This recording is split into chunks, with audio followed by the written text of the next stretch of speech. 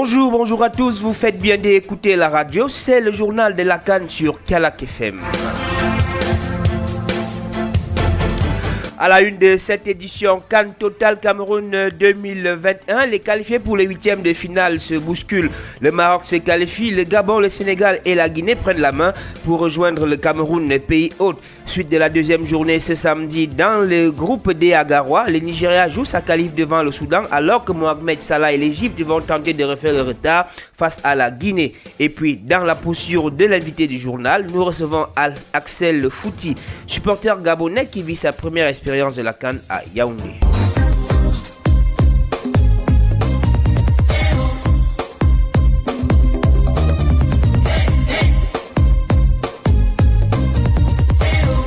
Voilà, les Lions de l'Atlas sont la deuxième équipe à avoir assuré leur qualification en huitième de finale de la CAN au Cameroun avec 2 victoires en 2 matchs après les Lions indomptables. Les Lions de l'Atlas se sont imposés 2-0 devant une équipe des Sélakantes et volontaires, courageuse mais inexpérimentée hier au stade Omnisport Amadou Ahidjo de Yaoundé. Les Marocains ont trouvé le chemin des buts d'abord à la 16e minute par Selim Amala et puis à la 89e par l'entremise de Zakaria Aboukal. Le but de l'attaquant marocain a d'abord été refusé avant que l'arbitre de la partie ne revienne à sa décision après avoir consulté le VAR. Les Comoriens, souvent bien inspirés mais peu efficaces offensivement, auraient pu prendre de l'eau n'eût été les prouesses de leur gardien de but Salim Ben Boina. Le société de US Marseille en 5e division française a eu la main ferme sur pas mal d'assauts orchestrés par les Lions de l'Atlas. Il va même repousser le pénalty de Youssef Nessiri à la 83e minute. Une performance qui lui a valu la désignation d'homme du match. La rencontre était animée sur le terrain et surtout colorée dans les gradins. Des regrets pour les Comoriens qui avaient espéré un coup d'éclat pour leur première en Coupe d'Afrique. Je suis déçu parce que même si c'est la première fois qu'on participe, mais je crois qu'on avait affaire dans un groupe, même c'était le groupe de la mort. Mais je crois qu'on a raté le match le plus important, c'était contre le Gabon. Je crois qu'on n'a pas bien rentré dans la compétition. Bon, le Maroc, voilà, c'est une grande nation, mais je crois qu'on avait affaire parce qu'on a pas, mais je ne sais pas ce qui se passe. Mais je crois qu'il y a des choses à faire. On va accepter notre élimination parce que je crois qu'on est éliminé et espérons revenir avec beaucoup d'ambition. Voilà, en attendant donc la prochaine édition, la sélection des Sélakantes n'a pas gagné, mais elle a quand même laissé bonne figure auprès de ses supporters qui ont applaudi pendant de longues minutes au thème de la rencontre pour encourager leur équipe malgré la deuxième défaite enregistrée dans cette compétition. Chez les Marocains, il y a bien lieu de se satisfaire de cette bonne entame de compétition, même si à chaque coup il y a eu des frayeurs. Écoutons ce supporter marocain. On est très content dans notre équipe, malgré que les 2 victoires en douleur c'était difficile. Et c'est normal parce qu'il y avait des problèmes de blessures, de cas de Covid et tout. Mais l'essentiel, c'est gagner les 2 matchs, 6 points, on est pratiquement qualifié. Maintenant, ce qu'il faut faire, c'est négocier le 3e match pour finir premier et rester à Yaoundé pour les suivre parce que nous, on habite à Yaoundé. Derrière, on a une défense solide et surtout un gardien qui est le meilleur des gardiens pratiquement d'Europe. Il joue à Sivi, c'est Yassine Bounou. Les Marocains, c'est supérieur, mais les Comoriens n'avaient pas les moyens de contrer les Marocains. Et le score est resté à 2-0 parce qu'on a raté un penalty et parce qu'ils ont eu un bon gardien en face. Parce que le Cameroun a gagné en 88 au Maroc. Mais pour moi, la meilleure finale, ça sera Cameroun-Maroc. Voilà, en attendant l'éventualité d'une finale Cameroun-Maroc, il faudra d'abord passer par les huitièmes, les quarts, les demi-finales. La deuxième rencontre du groupe, c'était le choc de la journée entre Gabonais et Ghanéens. Elle a été forte à un rebondissement déterminé à se remettre dans les rails après le faux pas de la première journée. Les Black Stars du Ghana ont entamé la rencontre avec un esprit beaucoup plus conquérant. Les efforts des Ghanéens sont récompensés à la 18e minute André Ayou, bien servi par Thomas Partey, fixe le portier gabonais sur une frappe en pleine puissance et permet au Ghana de mener 1-0. Les Black Stars vont tenir en ce moment le bon bout et résistent aux Gabonais. C'est vrai de leur ténor Pierre-Emerick Aubameyang et Mario Lemina qui ne sont toujours pas revenus dans la compétition. L'information officielle communiquée sur la page Facebook de la Fédération gabonaise de football fait état d'un problème cardiaque qui serait survenu après que les deux joueurs ont été testés positifs à la Covid-19 à la 88e minute. Donc ce sera le gros scénario de la rencontre. La défense ghanéenne renvoie le ballon en touche pour permettre à l'équipe médicale de s'occuper de Daniel Kiré qui venait juste de subir une faute. Les Gabonais à la reprise ne rendent pas le ballon aux Ghanéens en signe de fair play. Gaylor Kanga trouve Jim Alevina côté opposé. L'attaquant gabonais qui n'attendait pas plus se joue de la défense ghanéenne et offre l'égalisation au Gabon.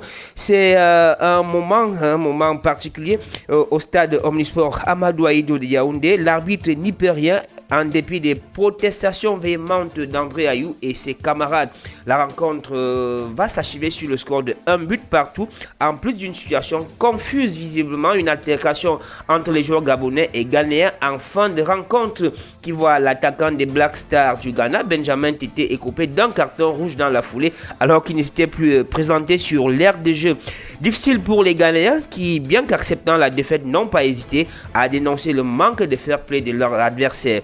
Abdul Rahman Baba, défenseur de la sélection du Ghana. I don't blame them because it was 90 minutes and on 90th minute I don't think many teams will play fair play, so I think it's just a fair play that the equalizer came in the dying moment, so yeah, I think we gave it out so cheaply. I can't really see what happened, but yeah, I think some players, some Gabonese players try to shake hands with our players, and yeah, if you don't play fair play during the game, why do you have to shake my hand after the game?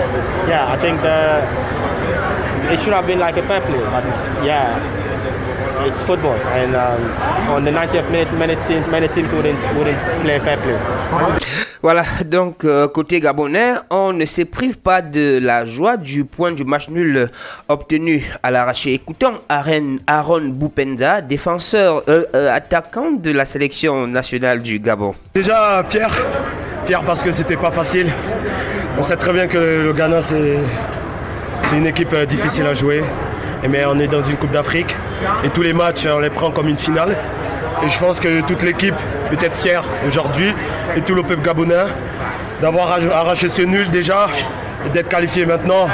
On va essayer de se reposer et de penser au match suivant. Pareil, on va commencer les entraînements en pensant aussi à affronter le Maroc comme on a affronté le Ghana aujourd'hui. Voilà, match nul obtenu de haute lutte devant le Ghana. Et dans les tribunes, l'heure était à la célébration au terme de la rencontre. Cliché sonore de la célébration des Gabonais après le match nul hier.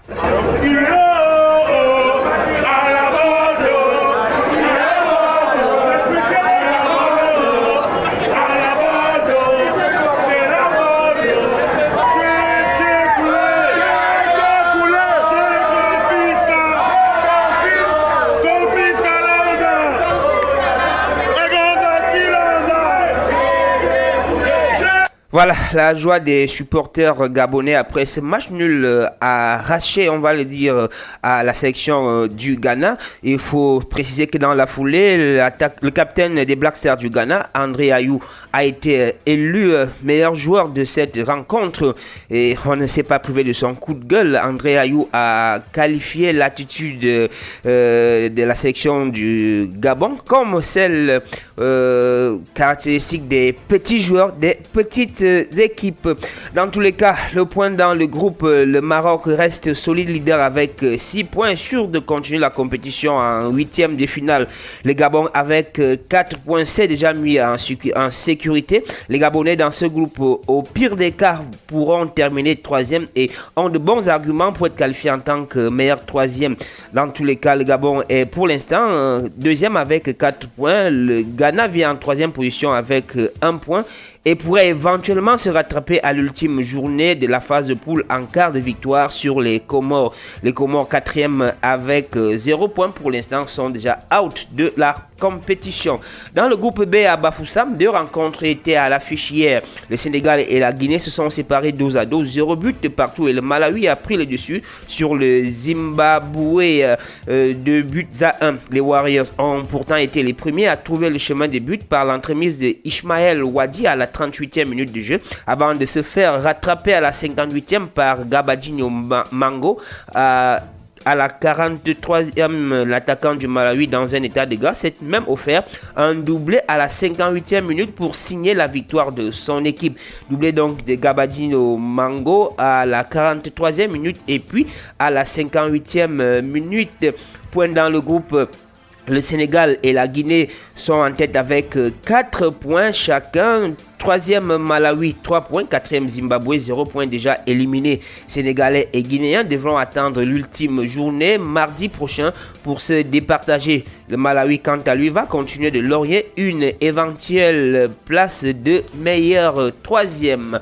La compétition commence à se débrider un tout petit peu avec une amélioration offensive. 13 buts ont été inscrits sur les 6 matchs de la deuxième journée jusqu'ici. Le capitaine des Lions indomptables du Cameroun, Vincent Aboubakar, tient les rênes du classement des buteurs avec 4 réalisations. L'ancien joueur de Coton Sport de Garoua est en passe d'égaler le record de buts inscrits par un Camerounais en phase finale de CAN. Plus qu'un seul but et Vincent Aboubakar va égaler un record de 5 buts détenus par Samuel Eto'o depuis 2006. Et l'actuel capitaine des Lions indomptables du Cameroun se la joue plutôt modeste. Écoutons. Honnêtement, je ne me suis pas donné l'objectif pour dépasser certains nombres de buts. Le plus important, c'est les performances que nous faisons collectivement sur le terrain avec mes coéquipiers. Nous avons besoin de gagner les matchs, de performer, de gagner en rythme, de gagner en confiance pour pouvoir vraiment se projeter dans le futur. Donc moi, les objectifs, tout ça, moi je prends du plaisir. Mais si je marque tant mieux, il faut qu'on équipe gagne, c'est le plus important. Non, je ne pouvais pas dire que j'ai vu mon meilleur moment de carrière dans l'équipe nationale. J'ai vécu des moments remplis de plein d'émotions. Je pense qu'aujourd'hui, être capitaine de l'équipe nationale, c'est une grosse responsabilité. Et je pense que cette responsabilité, j'ai joué la Coupe du Monde quand j'étais très jeune, en 2010, j'ai joué la Coupe du Monde en 2014. Donc ce sont des moments, j'ai tellement vécu des moments remplis d'émotions aussi, la CAN qu'on a gagné.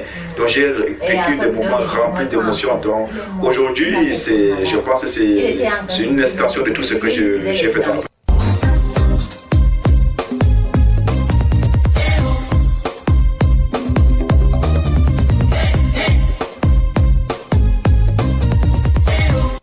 La compétition commence, suite de la deuxième journée dans la poule D à Garoua.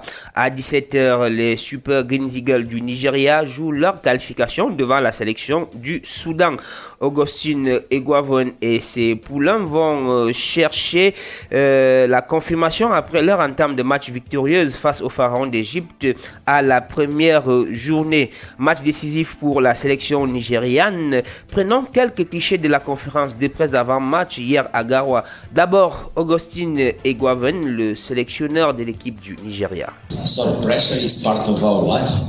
In fact, for me as a coach, pressure is a source of inspiration.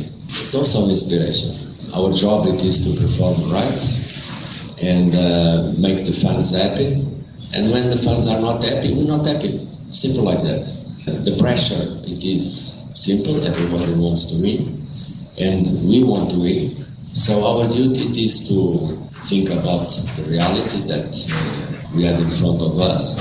Some criticism, they help us. But of course, in this world of social media, our job it is to ignore everything that is not criticism, constructive criticism. Our job it is to have enough experience. I will say, without pressure, there is no football. Voilà, sans pression, il n'y a pas de football. Dixit, Augustine et Quavon. Parole à présent à Simon Moses, c'est bien Simon. L'attaquant des Super Green Eagles était en conférence de presse hier à Garoua aux côtés de son entraîneur. Our job and your job also as professional people in the press, it is to check your sources, because sometimes you confuse one professional source with intrigues. The only worry we have in our relationship in this moment, it is because our president is still not okay. It's not the only problem. It's not a problem. It's just a situation. Otherwise, this is absolutely, sorry my language, but it's absolutely rubbish to say something like that. Last question. Voilà, Simon Moses, attaquant des Super Green Eagles du Nigeria. En face, la sélection soudanaise va tenter de décrocher sa première victoire après le match nul de la première journée contre la Guinée-Bissau. La deuxième rencontre de la journée, elle va opposer la Guinée-Bissau à l'Égypte à partir de 20h. Guinéens et Égyptiens devront trouver la solution positive pour se relancer dans la compétition. Les Pharaons avaient perdu leur premier match de poule alors que la Guinée-Bissau avait réussi à marquer un point. Demain, fin de la deuxième journée dans les groupes E et F à Douala et Limbe. 4 rencontres sont au programme. Dans le groupe E au stade de Japoma à Douala, 17h Côte d'Ivoire, Sierra Leone et 20h Algérie, Guinée équatoriale. Et puis dans le groupe F à Limbe au stade Omnisport de Guémé, 14h Gambie, Mali, 17h Tunisie, Mauritanie.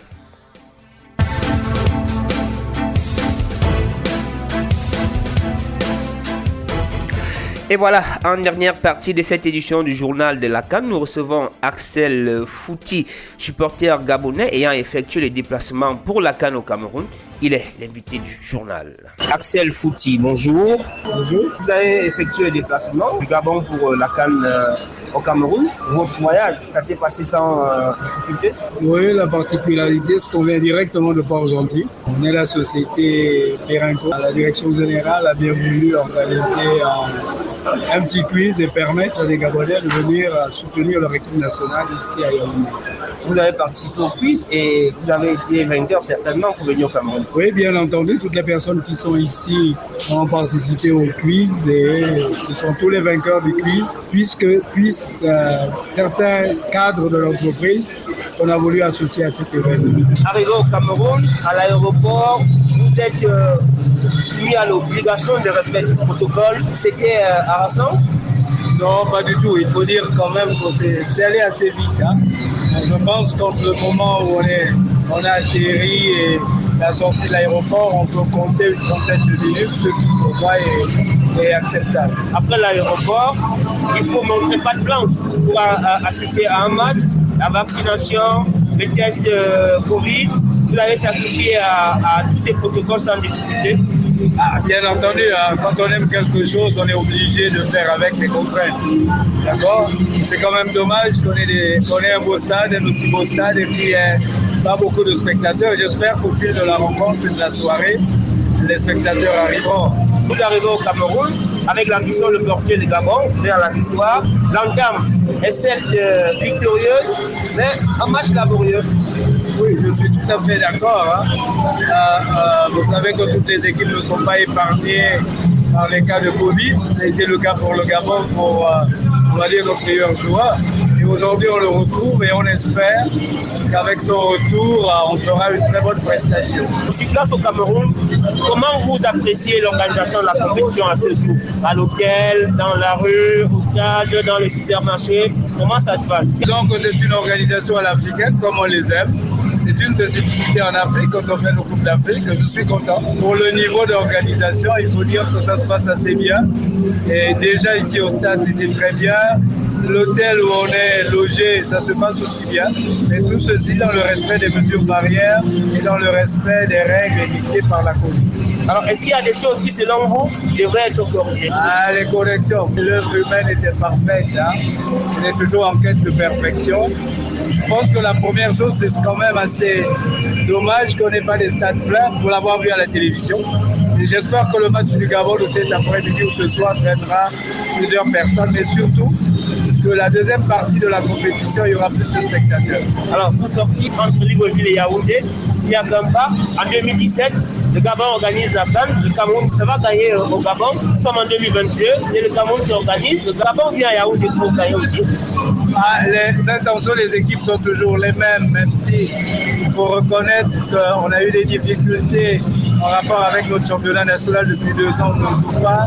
Ce qui fait qu'on a plutôt recours à toutes les qualités humaines des joueurs de l'extérieur, ce qui n'est jamais aussi simple. Mais on vient avec des intentions, de bonnes intentions de faire un très bon résultat.